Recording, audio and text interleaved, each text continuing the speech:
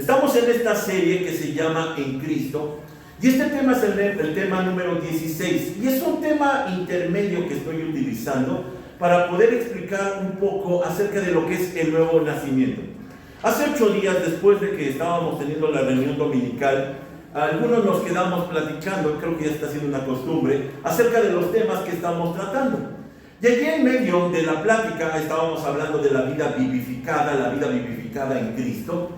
Alguien sugirió este tema que dije, sería bueno desarrollarlo. Así que inmediatamente me puse manos a la obra, y entonces aquí se cumple aquello de que no se trata solamente de dar, sino también de recibir. La iglesia se autoedifica.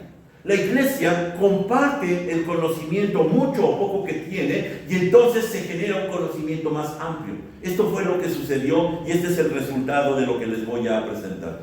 El tema se llama el nuevo nacimiento, y parto desde Juan capítulo 3, versículo 3, en esa plática de noche, en donde Nicodemo escuchó las siguientes palabras del Señor Jesús, que le dijeron: te digo la verdad, a menos que nazcas de nuevo, no puedes ver el reino de Dios. A menos que nazcas de nuevo, no puedes ver el reino de Dios. Aquí la pregunta que vamos a estar persiguiendo para responder es: ¿qué es el nuevo nacimiento?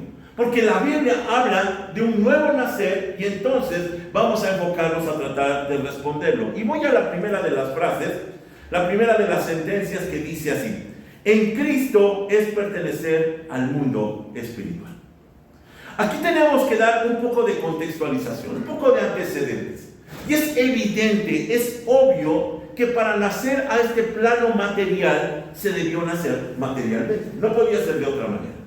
Nosotros, para poder acceder a todo lo físico, a todo lo que podemos tocar, a lo que podemos observar, a lo que tenemos enfrente, debimos nacer entonces de manera material.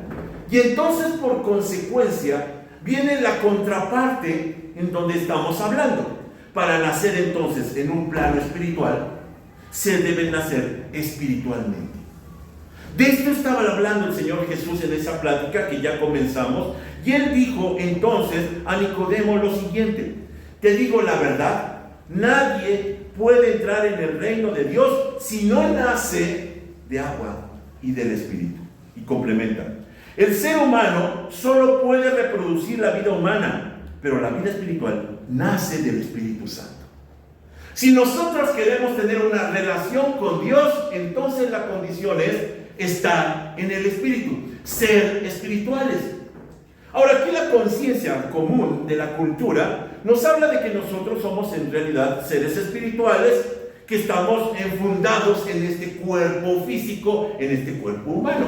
No necesariamente tiene que ser así, es discutible. Tendríamos que ir a términos filosóficos, en donde tendríamos que reconocer que no necesariamente siempre esto se cumple. Lo que sí podemos alcanzar a ver es que el Señor Jesús sí habla acerca de que no hay manera de acercarnos a esta realidad espiritual si antes no se ha nacido del Espíritu. Esto es lo que le está diciendo a Nicodemo. Nicodemo, que es un maestro de la ley, es un hombre fariseo, es un hombre entendido de las cosas espirituales. Sin embargo, recibe esa respuesta sorprendente. Bueno, tu pregunta posiblemente sea: ¿cómo puedo entrar al reino de Dios? Y la respuesta es: no puedes. No puedes si no naces de nuevo. No puedes si no naces espiritualmente. No puedes si no tienes esta contraparte. Ahora, aquí es donde me di cuenta, bueno, y gracias a mi hermana Gloria, esta parte importante de la analogía del nacimiento, que fue elegida muy cuidadosamente, y que en esta semana me puse a analizar para que pudiéramos entender, tener un entendido de lo que se refiere el Señor Jesús, por medio del proceso natural del nacimiento. Antes me encontré esta imagen, que seguramente a lo mejor usted la ha visto. Ay, ni se ve. Están allí 2 bebés dentro del útero, y uno al otro se discuten: ¿tú crees en la vida después del parto? Y el otro responde: tonterías, no hay vida después del parto. Miren la analogía de lo que somos nosotros. Estamos discutiendo: ¿tú crees que de verdad hay esta parte después de la vida? Y resulta que ellos van a descubrir dentro de poco que sí, sí lo hay. Entonces nos habla de que nosotros estamos frente a algo que no comprendemos y por lo tanto no aceptamos. Dicen los filósofos que aquello que nosotros no conocemos no lo podemos visualizar, no lo podemos entender. ¿Quién nos enseñará aquello que simplemente no se ve con estos ojos, sino que se ve con la fe? Se ve entonces naciendo espiritualmente. Y aquí entonces presento la analogía del nacimiento. Usted va a entender muy bien esto, sobre todo las mujeres, cuando estamos hablando de estos temas. Y empiezo con el proceso fisiológico. El proceso fisiológico del estado fetal, lo que nosotros tenemos o entendemos como el bebé antes de nacer, que es líquido. El estado fetal es líquido, no es oxígeno, es líquido. Y esto me hace ver inmediatamente cómo nosotros que nos desarrollamos en esta vida no podríamos seguir viviendo si intentáramos regresar a ese estado. Simplemente nos ahogaríamos, colapsarían nuestros pulmones, no tendríamos la posibilidad de vivir. Y es que hubo un cambio sorprendente de ese estado líquido al estado del oxígeno. Aquí encontré, por ejemplo, algunas definiciones médicas. Los pulmones fetales no están colapsados, pero están llenos de líquido amniótico y no se utilizan para el intercambio de oxígeno. No funciona de esta manera. El feto recibe oxígeno y elimina dióxido de carbono a través de la placenta y el cordón umbilical. ¿Creerá que yo nunca había pensado en eso? Tengo 55 años y hasta hace una semana dije, wow, entonces es la manera como se respira. Efectivamente, los pulmones no están funcionando. Así que tiene que haber un cambio extraordinario para poder vivir en este plano, en este medio en el que nosotros nos estamos desarrollando de oxígeno, de aire. Tiene que haber un cambio y ese cambio tiene que ser abandonar el estado líquido. No se puede tener los dos. Así que la analogía es muy correcta. No se puede un poco respirar líquido amniótico y un poco oxígeno. Se tiene uno o se tiene otro. Esto es justamente de lo que hablamos cuando hablamos de la vida espiritual. La vida espiritual es aquella que sí es cierto, todavía convive con este plano humano, con este plano terreno, pero la realidad es que es completamente disímbolo, es distinto. El apóstol Pablo, cuando está hablando en 1 Corintios 15 acerca de la resurrección, dice, este cuerpo no puede heredar las bendiciones, la riqueza, las promesas. Este cuerpo no está preparado para la vida espiritual. No funciona así. Por eso el Señor Jesús había dicho, es necesario nacer de nuevo. No funcionarás con este cuerpo, con este ser que tenemos. Tienes que cambiar, tienes que abandonar esto que ahora eres para empezar a vivir en otro estado, en otra era, así como sucede con el caso del bebé. Ahora, aquí hay una gran controversia, aquí hay un gran debate dentro de la misma Biblia. Cuando el apóstol Pablo, por ejemplo, está hablando de esta vida espiritual, y algunos debaten y dicen, pero no podemos dejar de ser lo que somos. Él le responde, por ejemplo, en Romanos 6, 1 al 2. Vea cómo se alcanza a entrever esto que decimos. Ahora bien, deberíamos seguir pecando para que Dios nos muestre más y más su gracia maravillosa. Y él responde, por supuesto que no. Nosotros hemos muerto al pecado, entonces ¿cómo es posible que sigamos viviendo en pecado? No se puede vivir de la forma antigua cuando ahora se está en Cristo. Esta es la idea. Ya tenemos otra nueva manera de ser, ya tenemos otra existencia, y dice el apóstol Pablo, es inconcebible, es incongruente que sigas viviendo igual como cuando estabas en el líquido amniótico, cuando no tenías los pulmones para tener vida, la vida que hoy tenemos. Más adelante, en la carta a los Gálatas, capítulo 3, versículo 3, él vuelve a decir, y esto habla ahora a los religiosos, dice, ¿será posible que sean tan tontos? Vea qué duro. Después de haber comenzado su nueva vida en el Espíritu, ¿por qué ahora tratan de ser perfectos? Mediante sus propios esfuerzos. El gran conflicto que tenía Galacia es que estaban pretendiendo vivir una vida religiosa, pero también una vida espiritual, y eso no funciona. La religión y lo espiritual son completamente disímbolos, a pesar de que nosotros culturalmente somos enseñados de que lo religioso es bueno. La realidad es que sigue siendo de este plano, el plano humano. La vida espiritual está en otro plano, Estamos hablando de estar en Cristo, estar con Dios. Así que es incongruente que permanezcamos en un estado anterior. Junto con esto, aquí surge el asunto del primer suspiro y el despertar de los pulmones. Decía este lugar que estuve consultando. Los estímulos. Al nacer, el recién nacido experimenta cambios drásticos. Temperatura más fría, luz, cambio de presión y la eliminación de la circulación placentaria. Estos estímulos activan el centro respiratorio central. Miren todo lo que sucede cuando está viendo este cambio que obliga que ahora lo que estaba no utilizándose, que son los pulmones, en ese momento comiencen a funcionar. Y esto nos habla acerca de lo necesario y lo importante que es la primera respiración. Esa primera respiración, que fue lo que me hizo pensar precisamente nuestra hermana Gloria, este esfuerzo enérgico, ese grito, genera una gran presión negativa para superar la resistencia de los alvéolos llenos de líquido. Es decir, cuando golpea y grita el bebé, realmente se está destapando por primera vez en su existencia de ese ser aquello que va a ser el medio de subsistencia de allí hasta que muere. Esto que estaba inutilizado ahora tiene la función por medio de este expulsar, por medio del grito. Aquí es donde justamente estábamos meditando, porque hablábamos de Génesis 2:7 hace 8 días, que dice: luego el Señor Dios formó al hombre del polvo de la tierra, sopló aliento de vida en la nariz del hombre, y el hombre se convirtió en un ser viviente. Parece que está describiendo como el nacimiento, porque no tenía aparentemente esa función normal que hoy tenemos de la respiración. La función que permite que nosotros agreguemos el oxígeno y desechemos el dióxido. Aquello que nosotros tenemos ahora como función de vida. Junto con esto, en tercer lugar, está el que se llama el proceso de thoracic squeeze. No me pregunte, simplemente sé que es la compresión torácica. Esto me sorprendió realmente.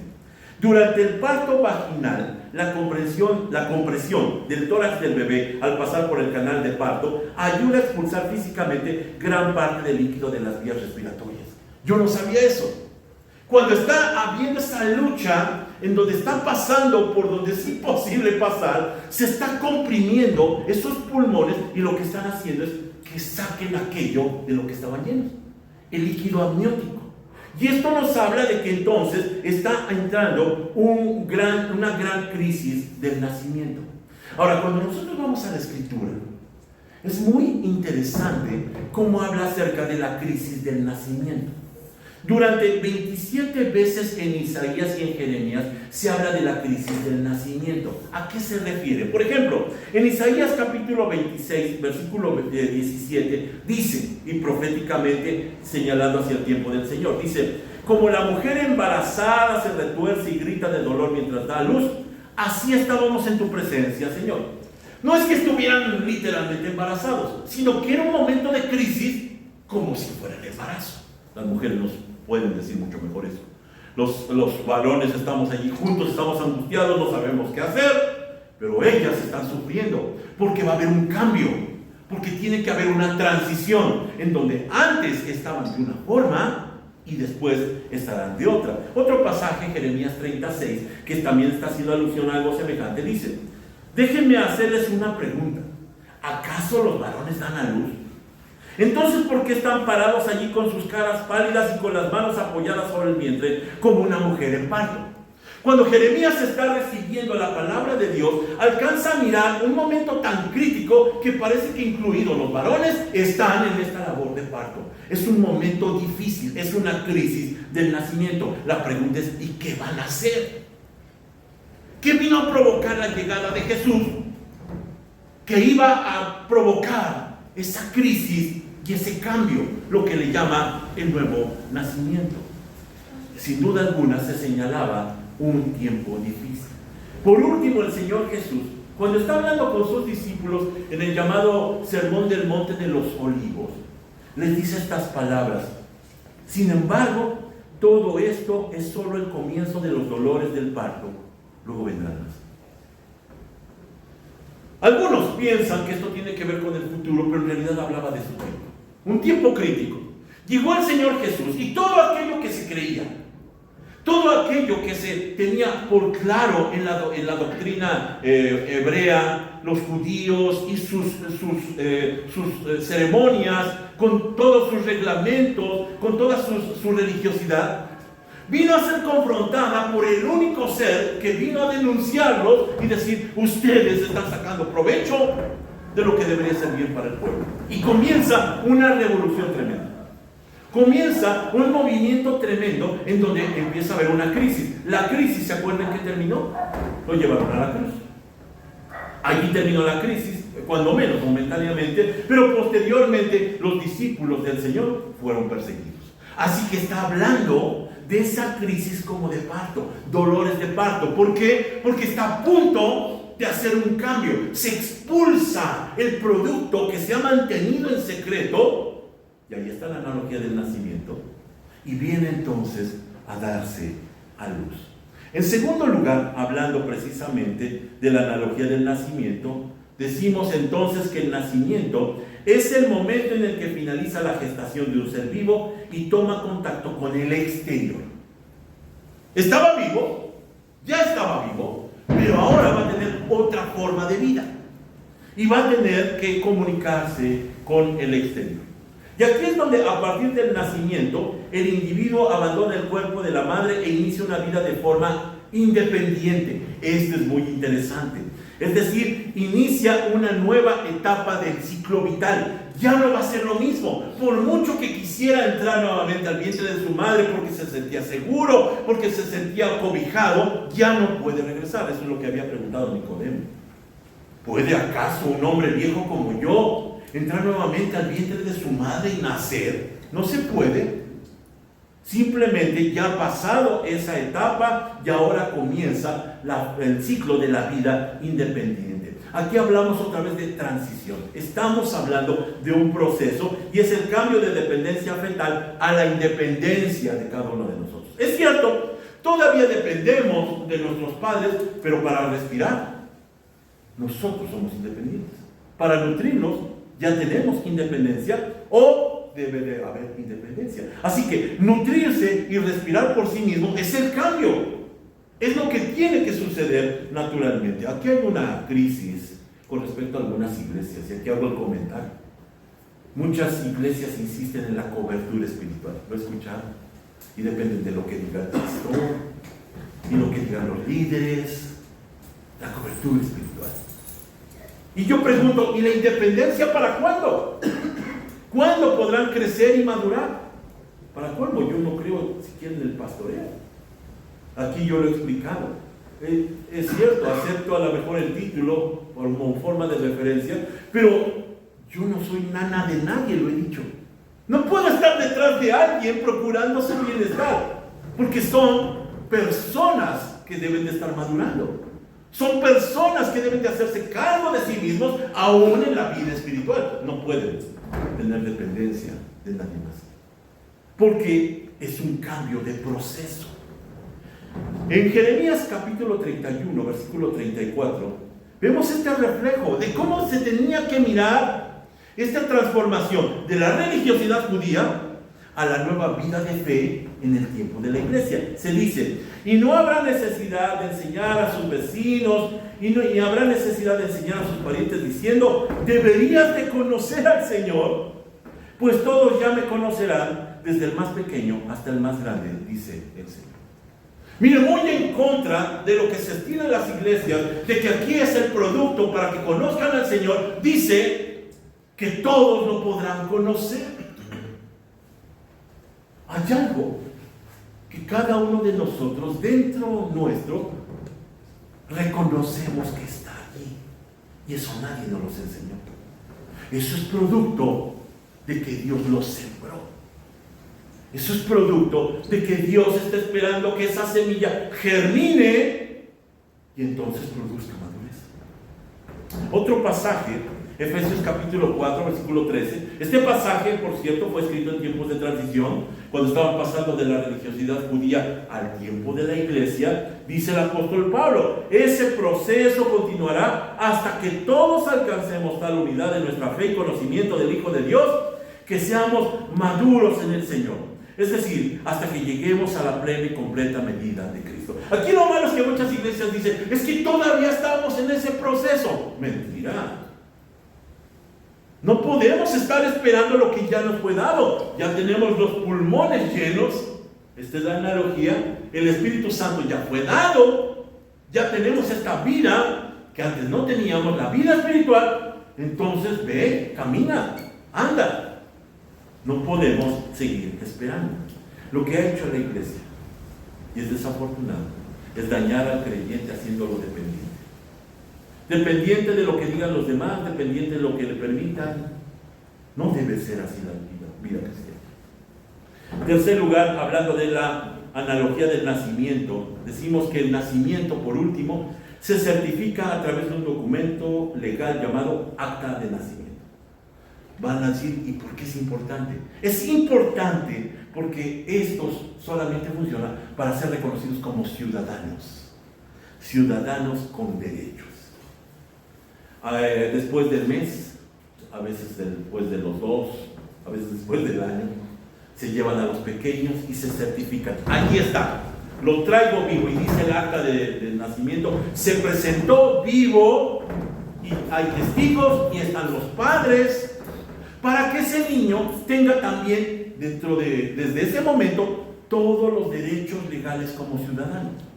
Tiene derecho a ser protegido, tiene derecho a recibir ciertas situaciones, porque su acta de nacimiento está denunciando que ya está en este plano. Si todavía estuviera dentro de la gestación, la representante sería la mamá, sería su madre.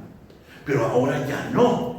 Ya está en este plano y por lo tanto es reconocido. Ahora eres uno de los nuestros. Eres como nosotros. Ya te desarrollaste. Esto nos habla, por ejemplo, también el apóstol Pablo en Filipenses 3:20. Dice: en cambio nosotros somos ciudadanos del cielo. Ahí está el cambio. Antes no lo éramos.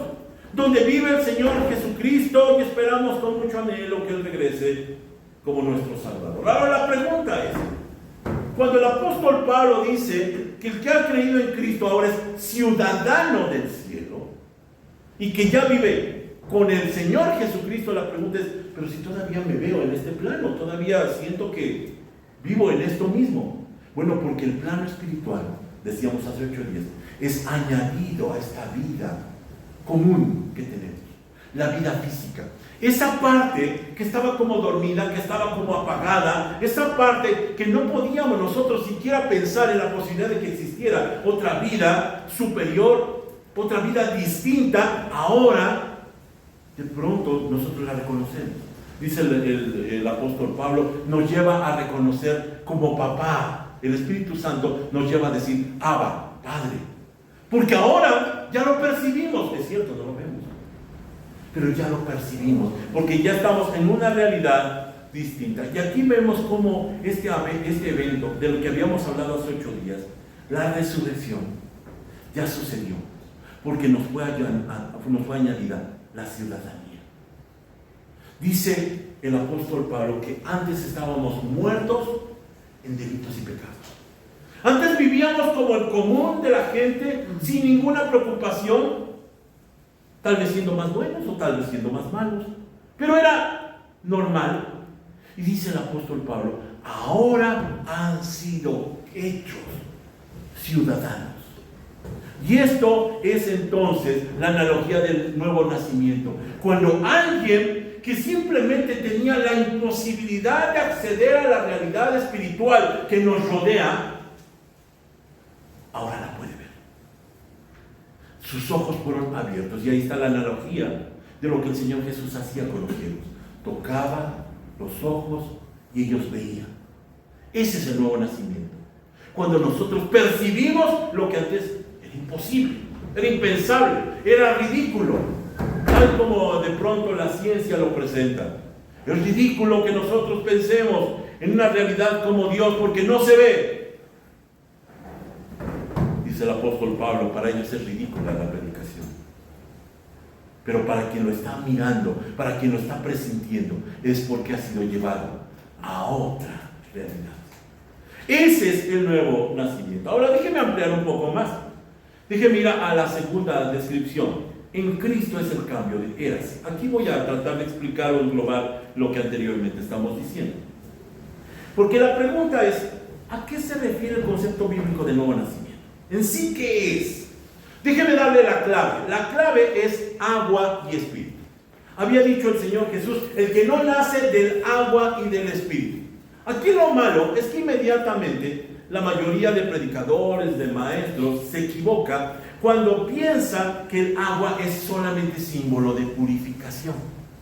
¿Lo ha escuchado? El agua es una purificación, es decir, cuando habla de agua y espíritu, bueno, primero te tienes que purificar, santificar y después llenarte del espíritu. No está diciendo eso. Cuando habla la palabra de Dios del agua, en realidad es un símbolo de muerte en la Biblia. Muy por el contrario de lo que nosotros pensamos que el agua es vida, en la Biblia el agua es símbolo de muerte. Mira, por ejemplo, en Génesis 1:2, solamente en el segundo versículo de Génesis, recién se está escribiendo y dice lo siguiente: pero la tierra se ha precipitado en caos y vacío, y hubo tinieblas sobre la faz del abismo acuoso, y el espíritu de Elohim se cernía sobre la faz de las aguas. Un pasaje misterioso, pero que habla que este mundo, antes de ser puesto en orden, estaba cubierto de agua. Eso es lo que está diciendo. ¿Por qué la analogía de cubrir de agua? Porque usted y yo no podemos vivir en estado líquido. Sí hay criaturas marinas y viven allí, pero la vida humana no se puede desarrollar dentro del agua. Necesitaríamos branquias. Otra vez la analogía del nacimiento. No podemos regresar, no puede haber vida a lo que antes estábamos acostumbrados. Así que el agua se presenta como símbolo de muerte, como símbolo, dice aquí, de abismo acuoso.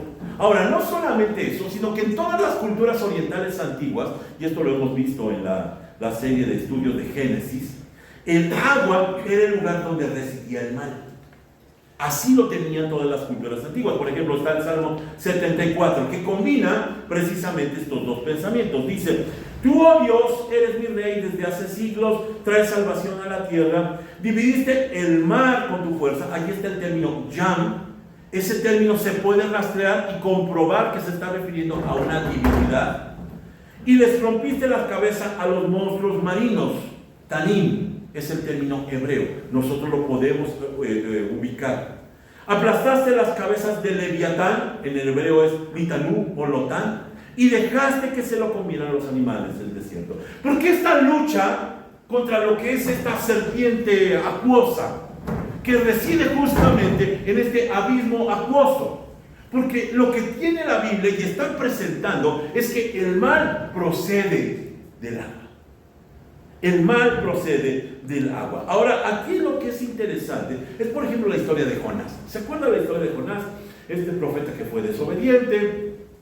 Él dijo: no voy a obedecer, no voy a predicar. Se toma un barco exactamente al lado contrario de donde había sido comisionado, y allí en medio de la nada, en el mar, empieza una gran tormenta. Y esa tormenta obliga a que los marineros entonces empiecen a cuestionar: ¿quién es el responsable de esto? Y Jonás dice: pues soy yo. Estoy desobedeciendo a mi Dios y esto es consecuencia de lo que está pasando. Tírenme al agua y se va a acabar entonces el problema. Así lo hacen. A pesar de que se resisten, tratan de retomar el control del navío y lo lanzan al agua. Y en el agua, lo único que puede suceder con Jonás es que va a morir. Ahora, aquí es donde nosotros nos equivocamos con los símbolos. Pensamos en el gran pez. ¿El gran pez fue el juicio? No, el gran pez fue la salvación. Porque si no se lo traga, él muere en el agua. Y allí dentro, cuando está en medio de esta experiencia del agua, él escribe en Jonás, usted puede checarlo allí en sus Biblias. Él dice: descendí a lo más profundo del abismo, descendí hasta las puertas del Seol, en donde nunca podré regresar a la vida. Es el símbolo del mal, es el símbolo de la muerte. Él dice, hasta aquí ha terminado mi vida. Ahora, si nosotros respetamos lo que la Biblia dice, no es que sea un hecho científico, sino es un símbolo teológico. Si respetamos lo que la Biblia dice y decimos y reconocemos que el agua es el símbolo de la muerte donde residía el mal, quiere decir que salir de las aguas es símbolo de resurrección. Ahora ponga atención con esto, es muy interesante, el tema del diluvio. Una generación corrompida que es puesta nuevamente debajo del agua y mueren todos, excepto 8 personas. Salieron del agua, resucitaron. Otro tema muy interesante es cuando el pueblo de Israel va huyendo de Egipto y dice que tienen entonces delante suyo una tremenda barrera. ¿Se acuerdan? El Mar Rojo. Y allí ellos están temerosos porque saben que no podrán cruzarlo.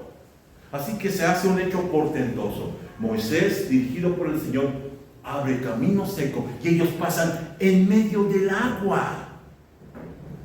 Los egipcios, que están también envalentonados y pensando, nosotros tenemos al Dios del río Nilo, tenemos la ventaja, van detrás de ellos, pero es justamente cuando se cierra el mar y se acaba la historia de Egipto.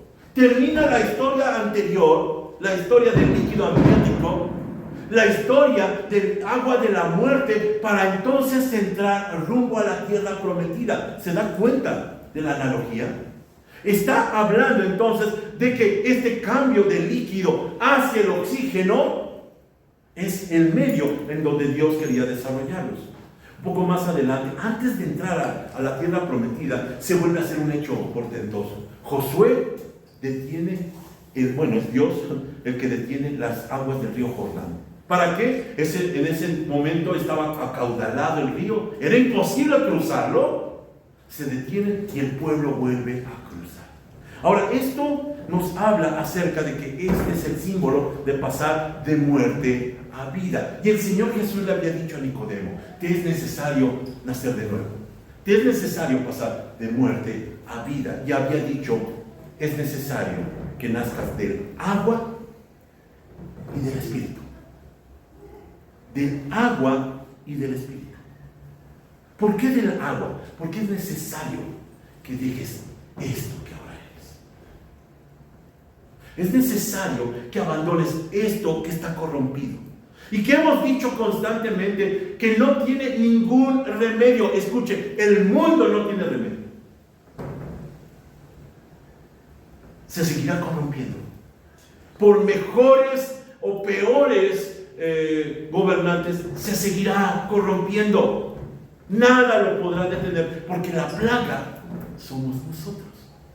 El mundo está corrompido. Así que lo que hace Dios es hacer un rescate glorioso, en donde, sabiendo que esto que somos, con lo que estamos embestidos, no se puede dominar, no se puede transformar, entonces nos rescata añadiéndonos lo espiritual, para que, a pesar de que esto se sigue desgastando, se sigue corrompiendo, nosotros ahora no podemos ser separados de Dios.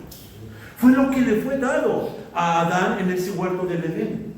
Dice que lo formó y sopló, le dio vida, y él fue un alma viviente, un ser viviente. Desde allí, dice entonces el apóstol Pablo, nada nos podrá separar del amor de Cristo. Ni la muerte, ni lo alto, ni lo profundo, ni lo bajo, ni ninguna cosa creada.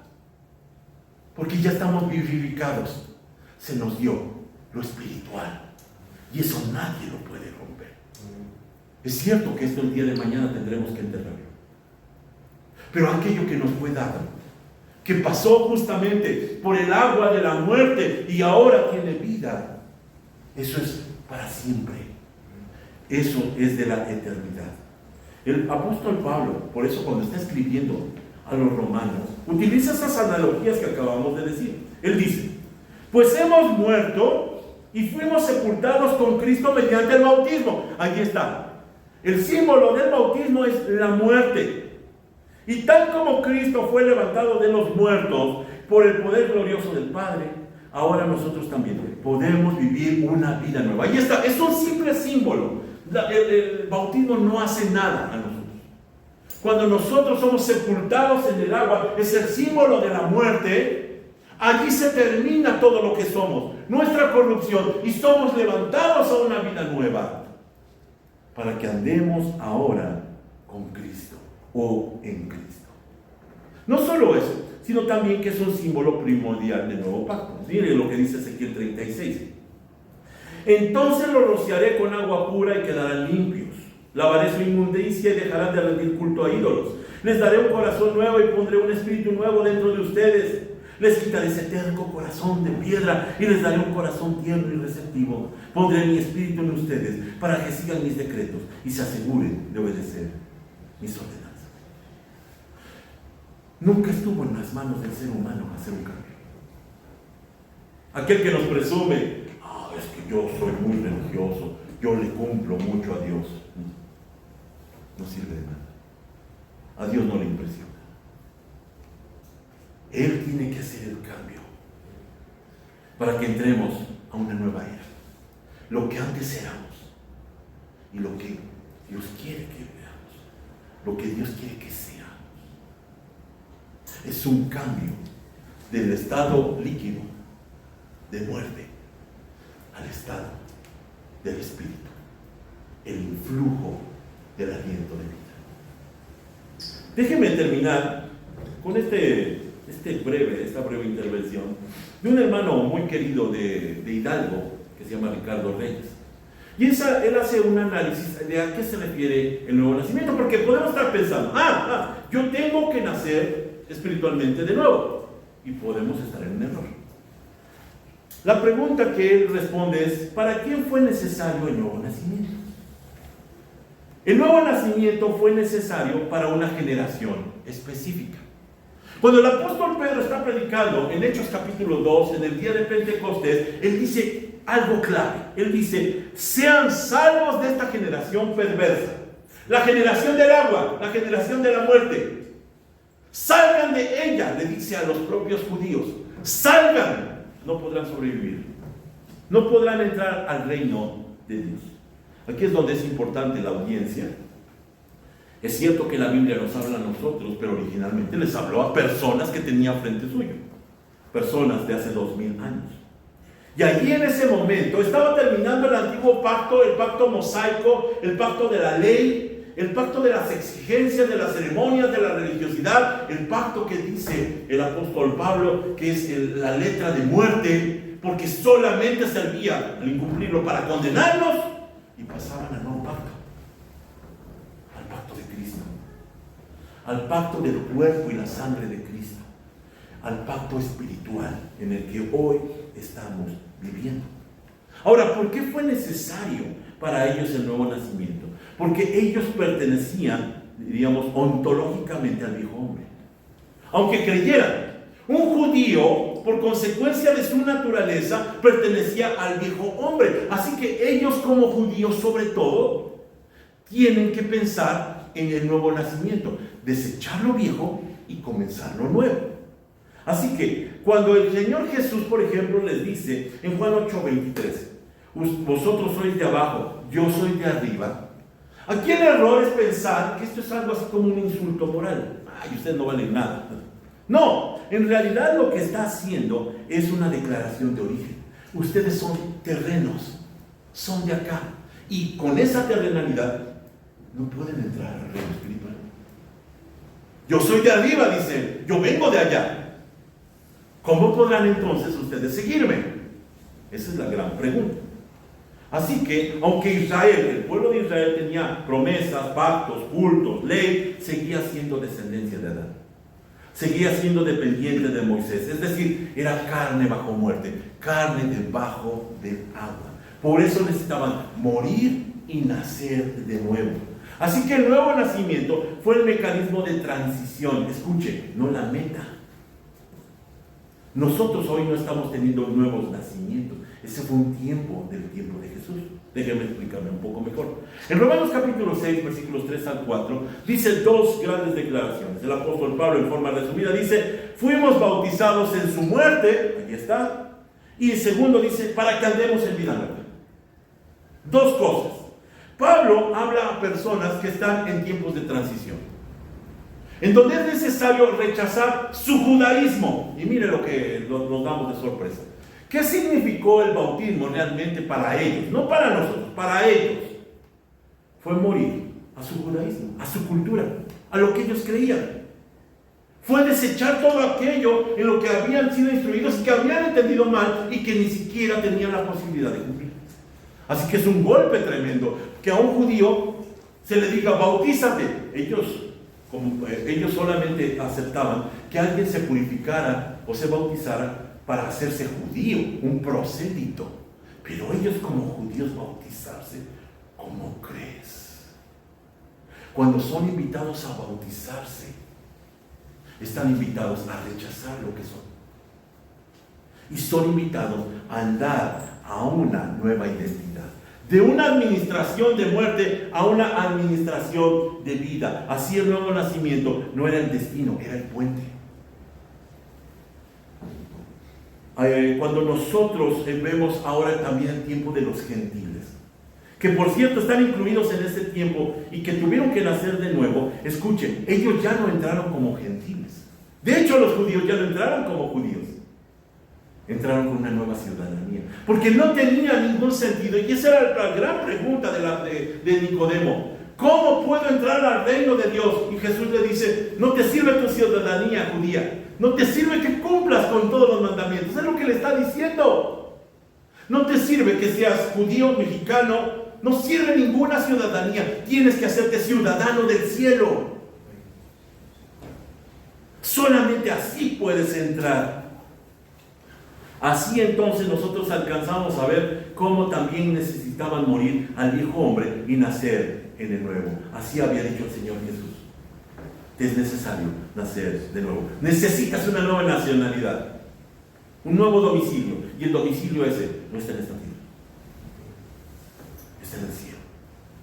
Después de este cumplimiento que estamos diciendo, ya no se habla de nacer de nuevo, sino de ser. Y esto es muy importante, porque después de Hechos y las primeras cartas, el lenguaje cambia. Por ejemplo, en Colosenses capítulo 3, versículo 3, el apóstol Pablo les dice: porque habéis muerto y vuestra vida está escondida con Cristo. Es decir, ya dejaron lo anterior.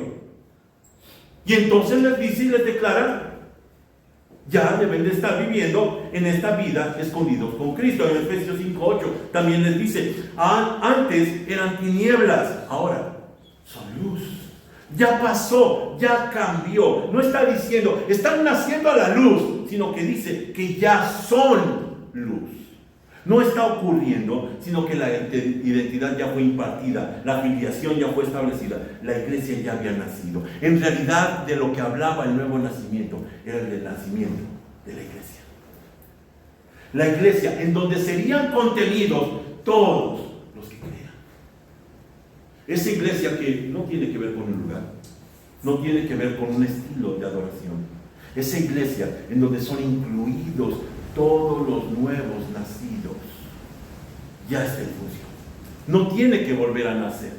Así que el nuevo nacimiento fue el paso de Adán a Cristo, y eso ocurrió una sola vez en la historia. Cuando vemos la cruz, es la muerte de Adán también. Cristo está matando la vieja creación. Y si yo estoy juntamente con Él, muerto, ahora puedo aspirar al tiempo de la resurrección. Adán ya fue juzgado, la ley ya fue cumplida, la herencia ya fue entregada. Hoy, escuche, no nacemos, hoy despertamos a una nueva conciencia. Hoy manifestamos lo que ya somos. Hoy no estamos naciendo de nuevo. Simplemente reconozco el llamado del pastor nuestro, de Jesucristo, y digo: yo pertenezco aquí. Yo reconozco la voz. Estamos viviendo desde un nacimiento ya cumplido. Déjeme culminar con este tema. Y lo que fue una aparente plática informal hace 8 días, al final del culto, me hizo reflexionar de este importante tema. Este tema que nosotros debemos de considerar. Déjeme terminar con las palabras de un escritor, Henry Drummond, que escribió la ley natural en el mundo espiritual, y ofrece esta ilustración que es muy útil. Dice: la teoría de la generación espontánea de la vida ha sido concluyentemente refutada. ¿Sí sabe lo que es la teoría de la generación espontánea de la vida, no? Que en un momento dado, la vida, hubo un accidente y surgió la vida. Y la piedra se convirtió en animal y en vida. Es de la evolución. Dice: la vida orgánica puede solo venir de vida orgánica. Los minerales inorgánicos no pueden tener vitalidad y ascender por sí mismos hasta llegar a ser orgánicos. La planta debe descender hasta el mundo muerto que está abajo y tocar su materia con el misterio de la vida que ella tiene.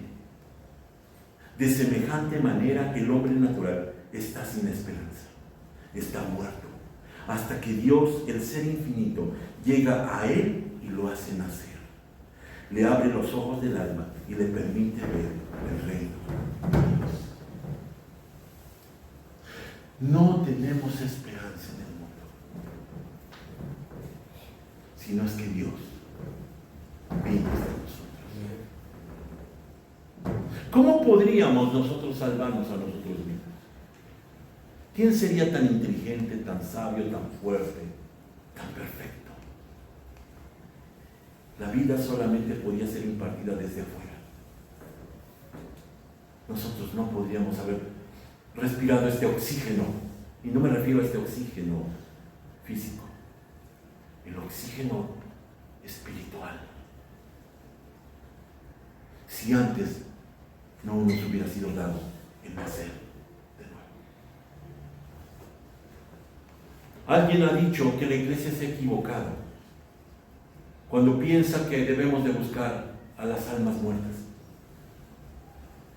Debemos de buscar a los que están vivos ya, pero no saben que han sido vivificados.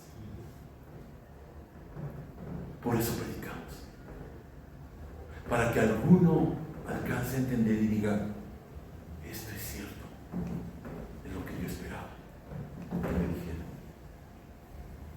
Aquí se termina la eterna discordia de cuándo es que nos convertimos o cuándo somos salvos. Yo fui bautizado a los 12 años, pero reconozco que después de eso seguí aprendiendo. Y antes de eso, desde niño, estaba aprendiendo. Algo había que yo reconozco que siempre estuvo allí y siempre me llamaba, hasta que llegué a este libro. Y fue cuando dije: de aquí soy. No me tuvo que convencer nadie. No tuve que hacer una oración para ser integrado.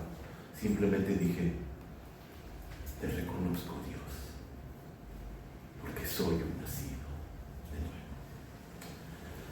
Te agradecemos, Dios, por esta oportunidad que nos das,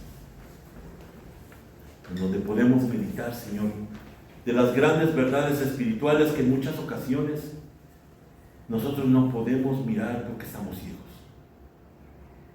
Te agradecemos, Dios, porque tú pusiste tus ojos en esto que somos, en esto corrompido, y nos quisiste dar vida nueva por medio de Jesucristo, llevándonos a la cruz juntamente con Cristo para derrotar, para destruir lo corrompido que somos, y para que en tu resurrección nosotros fuéramos puestos en tu nuevo pueblo, en la ciudadanía del reino, en la iglesia. Gracias te damos, Señor, porque este gran plan de rescate está funcionando. Oramos para que muchos ojos sean abiertos. Oramos para que muchos espíritus cobren conciencia de tu llamado. Gracias te damos, Señor, por este hermoso momento que nos regalas. En el nombre de Jesús oramos. Amén. Amén.